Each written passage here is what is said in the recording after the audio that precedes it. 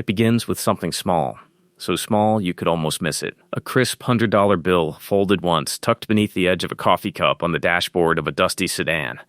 You're standing on the side of the highway, 6 months into your first real job as a police officer, and your heart is still pounding from the adrenaline of the traffic stop. Out-of-state plates, 60 miles per hour in a 40 zone.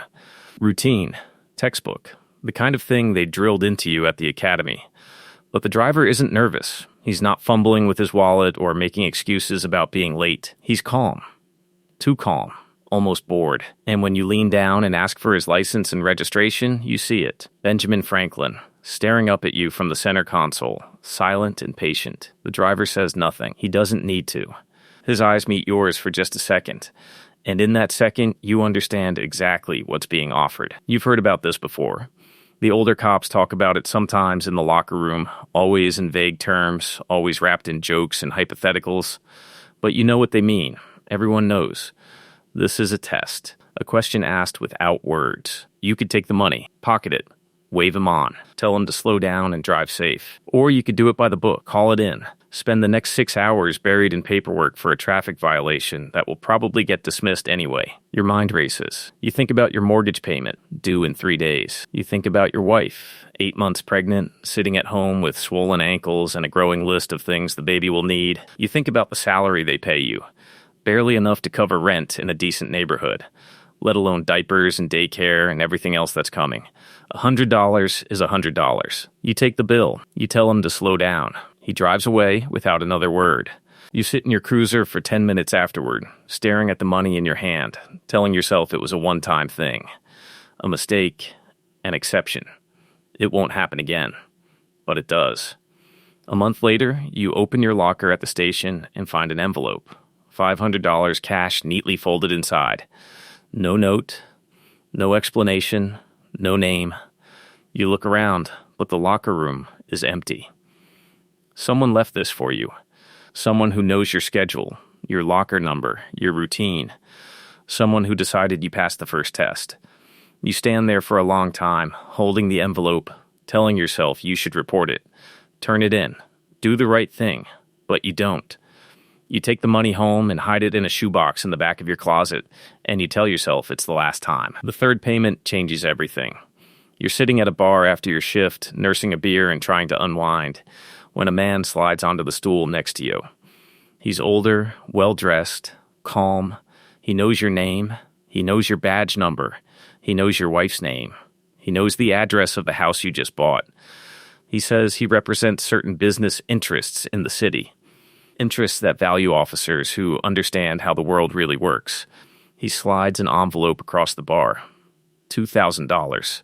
Your hands are shaking as you stare at it. He explains the arrangement in a voice so quiet you have to lean in to hear.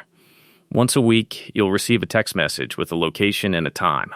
You'll drive to that location and park your patrol car outside for exactly 15 minutes. That's all. You don't have to do anything. You don't have to talk to anyone. You just have to be visible.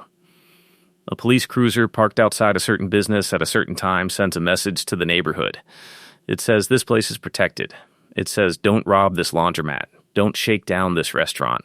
And for that, you'll be paid more than your department pays you in a month. You take the envelope. 6 months later, you're making more money from the cartel than you make from the city.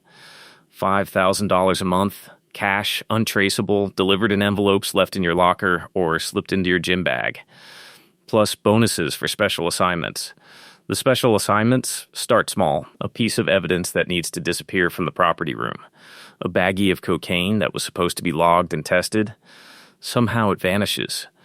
A witness statement that contradicts the story the cartel wants told.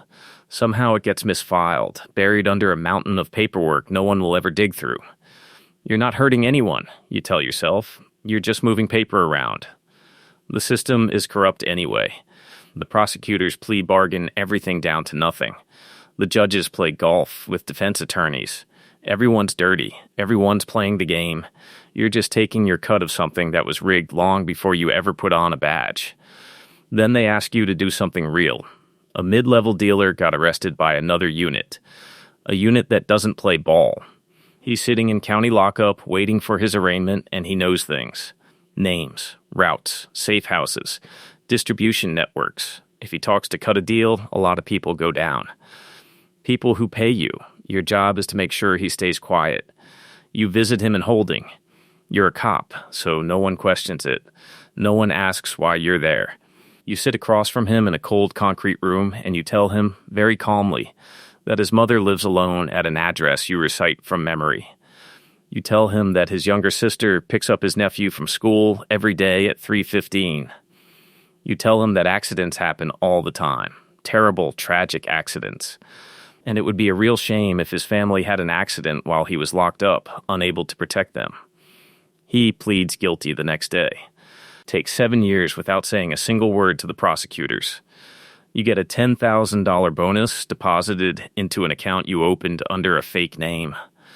You throw up in the parking lot of the police station and tell yourself you're not a bad person. You're just surviving.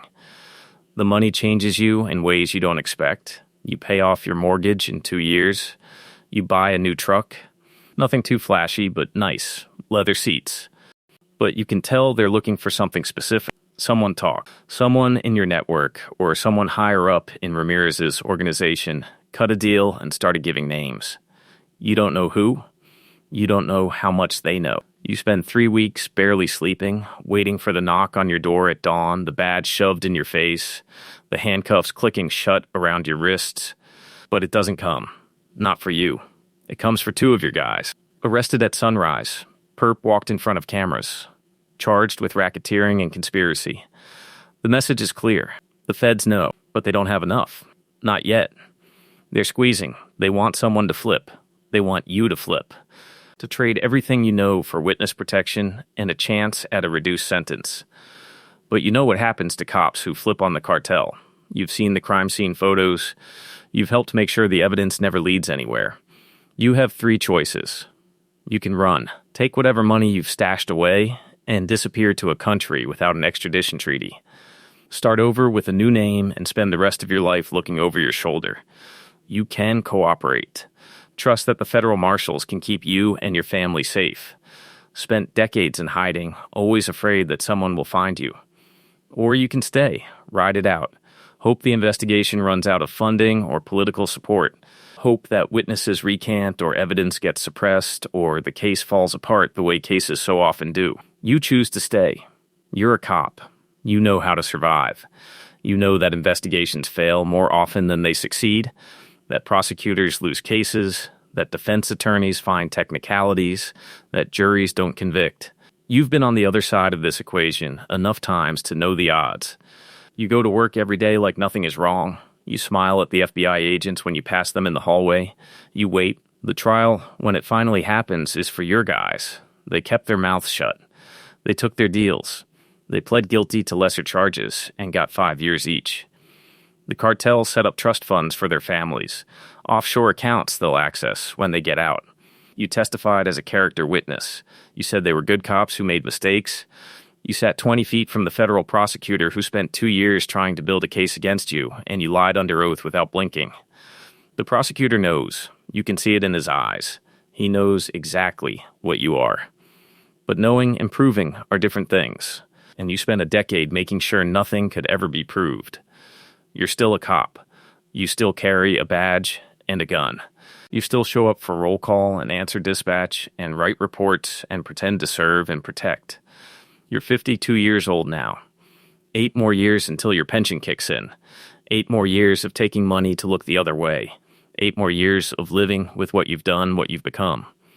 Sometimes, late at night, when your wife is asleep and the house is quiet, you think about the 19-year-old kid serving life for a murder he didn't commit. You think about the families destroyed by the drugs you helped move through your city. You think about the oath you took and the man you used to be. The man who believed in something. Then you check the balance in your offshore account, and the thoughts fade away like smoke. You're not a good person. You haven't been a good person in a very long time. But you're alive. You're free.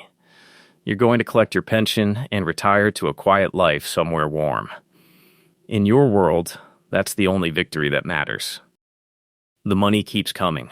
The bodies keep piling up. The badge keeps opening doors. And somewhere, right now, Another rookie cop is staring at a $100 bill tucked under a coffee cup, trying to decide what kind of person they're going to be.